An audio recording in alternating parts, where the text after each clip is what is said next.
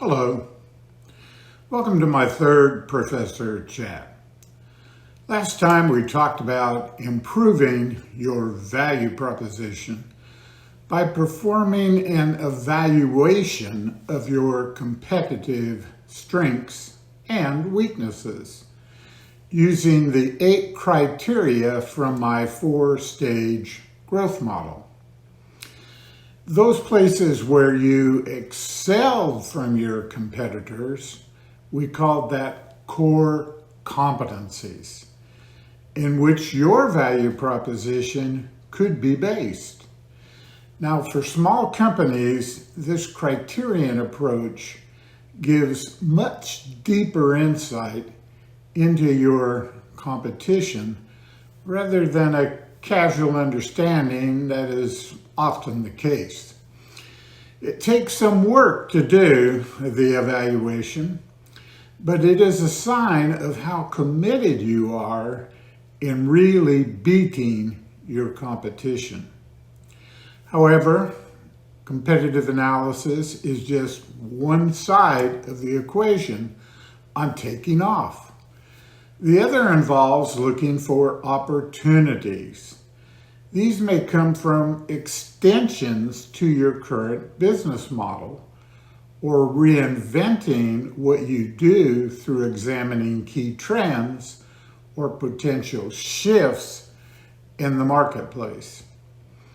Regarding business extensions first, and it's a natural way to expand your customers through broadening your geographic footprint or your distribution network.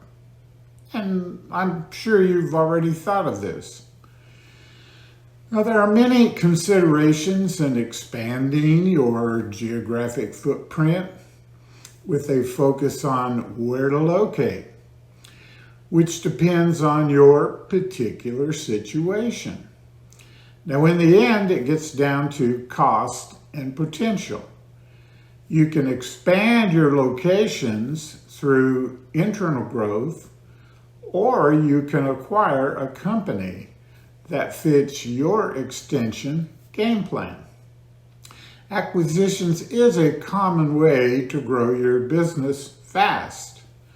One could easily take a whole chat to talk through the pros and cons of acquisitions and the keys to their success. Now, funding is always a challenge in growth strategies. There are many ways to fund acquisitions, including little cash requirements through a merger. Roll-up strategies can be an effective way if the market circumstances are right. Many good-sized businesses have been built through roll-ups, but you may need some private equity funding to pull that off. Funding expansion growth internally through cash generation will often require supplemental sources, such as from a bank or the SBA or an angel network. Geographic expansion will require you to think through your risk tolerance, as your control will not be as tight as the capability of your leadership team, including yourself, to pull it off. Another common strategy is to expand your product or service offering beyond minor additions that you have been doing all along. The best kind of these extensions is where your customers, are already telling you they want you to add a product or service line. Again, you will need to assess the upside value. Asking customers is a great way to assess the opportunity. In some respects, it is easier to develop additional product or service offerings internally. You can test and revise as you go along, developing technical know-how and so forth. On the other hand, acquisitions can bring a proven product or service accelerating your growth. Look specifically for synergies among your offerings and targeted companies that do that.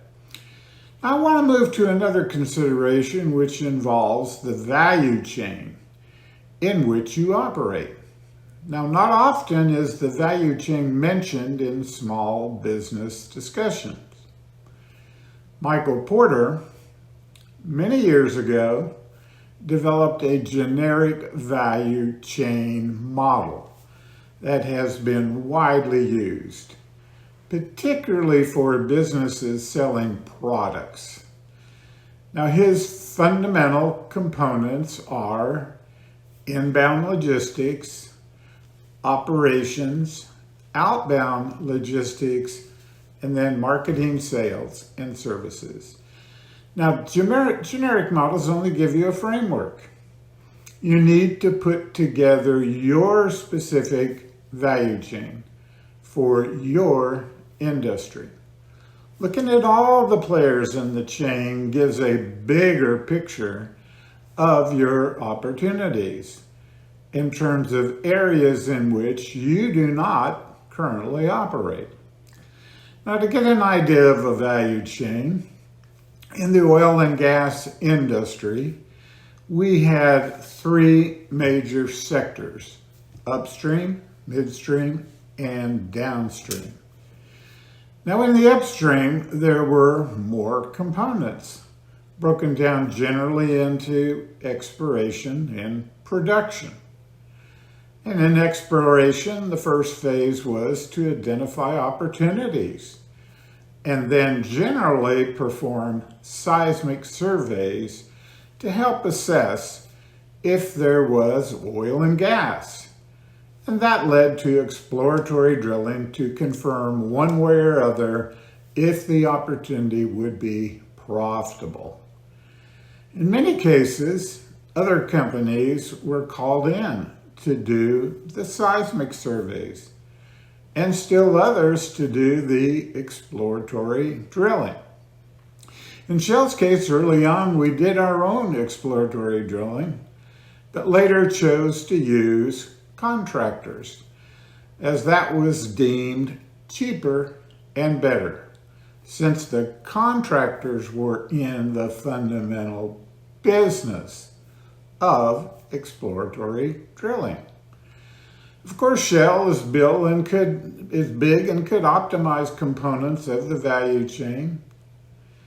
Now, as you are aware, as you grow, you may go backward up the chain into the business of your suppliers, or you can go downward, getting closer to the end customer. Many small companies are already at the end of the value chain, dealing directly with the end use customers. Thus, if there is an opportunity, it may be moving into the business of your suppliers. This backward integration or forward integration may not be an option now, but for some, it could be useful. One reason I've gone into some detail down this option path is that I want to introduce you to Michael Porter's 5 forces model. It can be instructive in understanding your industry's dynamics and the attractiveness of your industry. The first force is the threat of new entrants. How easy is it to get into your domain of activities? If it is very easy, the going could be tough. Second force is the bargaining power of suppliers. In negotiating the terms and the conditions, do you have the power or do they have it? Third force is the other side with the buyers of your service or product. Who has the upper hand in negotiating or setting the terms of sale? Now, if you're the only company offering your service and the customer needs it, then you have a real advantage. Then the fourth is an area that many small companies do not think about that much, but it's called substitutes. These are not direct competitors, but companies that can satisfy your offering via a different type offering. Are substitutes readily available for your product or service?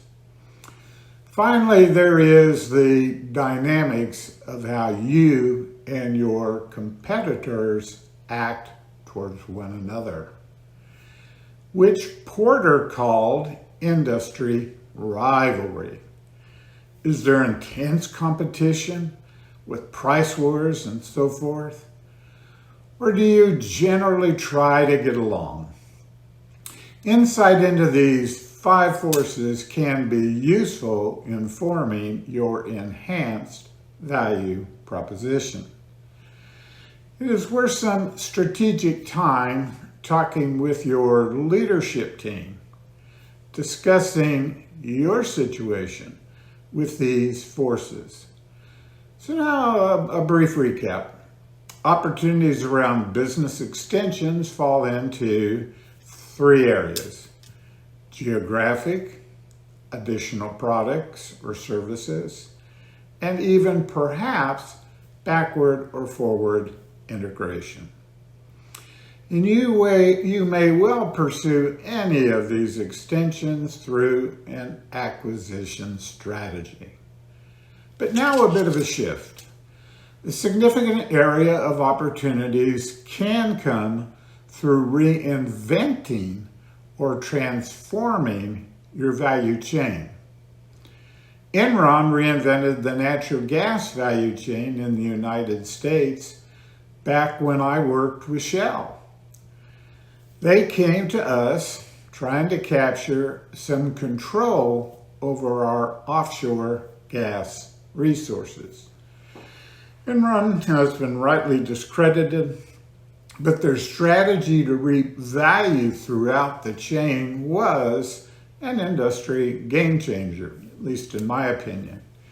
They used their trading business and their risk management techniques to operate across the whole value chain, going much deeper to the actual end customer. In other words, forward integration was part of their plan. They were able to create value or capture value by having insight into the total value chain. Now, often the ability to reinvent comes from technological developments, such as the widespread use of none other than the internet.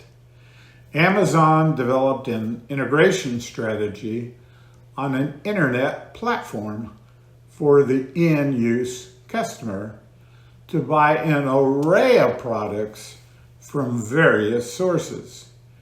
It was extraordinarily convenient not having to go to some retail outlet.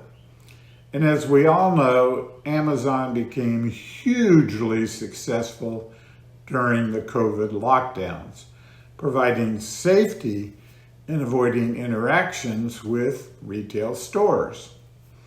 In essence, Amazon reinvented the way mass retail business took place. Uber is another good example of a company using technological changes to reinvent the cab business, in other words, software.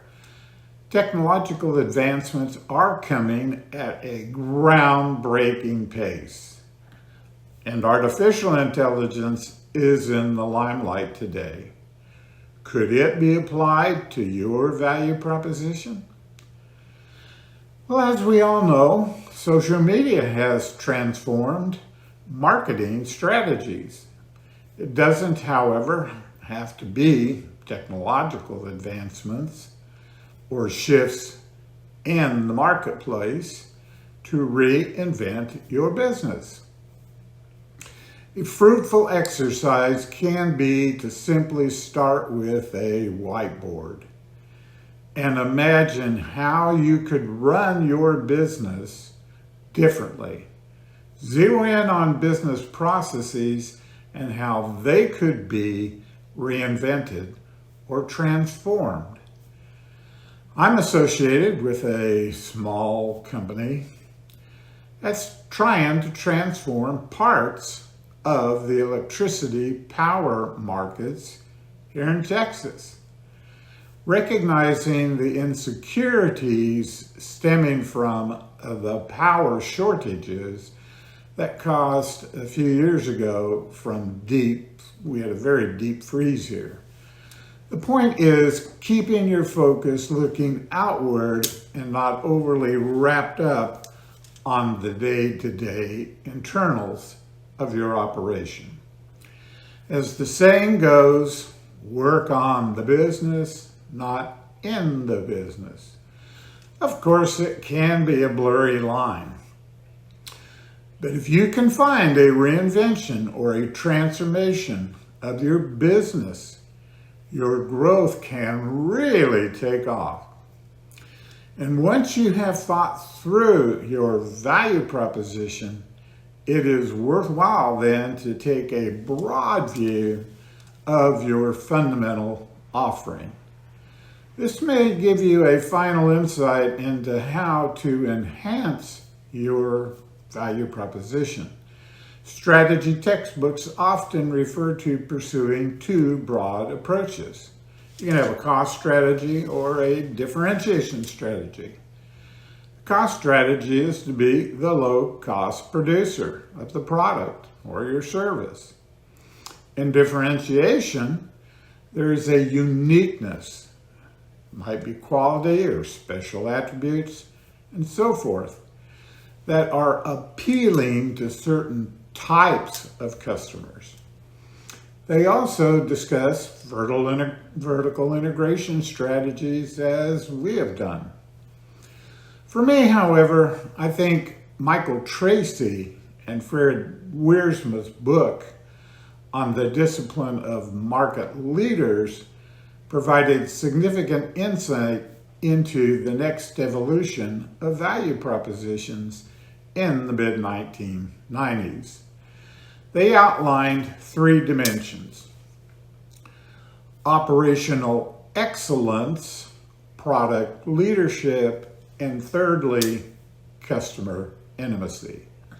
Operational excellence strives to produce the best value. This is an evolution of the cost strategy.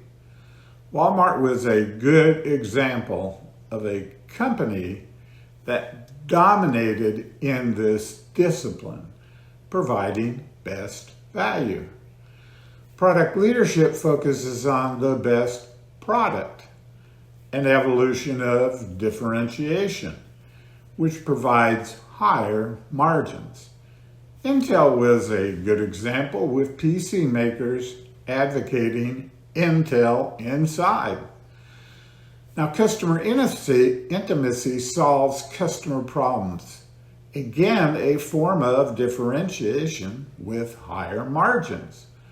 Home Depot showed homeowners how to solve their home problems without a plumber, and so forth. Now, Tracy Wiersma advocated to choose one discipline and dominate it. I am sure that is not enough in today's competitive marketplace. Leading with one, but having a strong second discipline is becoming more and more common. And if you can solve customers' problems with highly competitive prices, you have a strong value proposition. In this fast-paced world, I would recommend looking over your value proposition and the opportunities every 6 months, or at least yearly. Well, this finishes our chat. on how to enhance your value proposition. Join me next time as we discuss the supporting strategies to achieve your vision and mission. Join me then.